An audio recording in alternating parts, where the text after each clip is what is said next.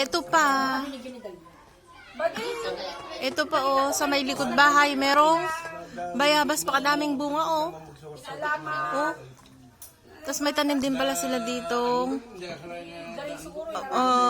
Puno ng saging ayun oh. Diyan.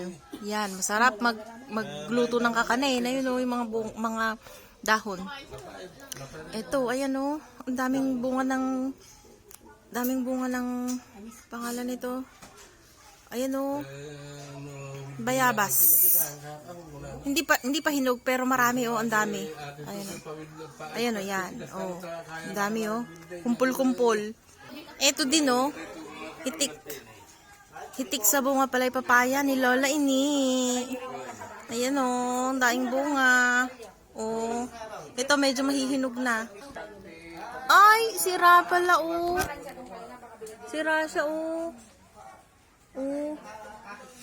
Pero pwede pa to, itong ano na to, itong part na to. Pag nahinog siya, patanggalin na lang yung part dito. Ayan o. Ayan o, ang dami o. Ayan pa o. Ang daming bunga. Sarap sa tinola, tsaka sa tininding. Ayan o.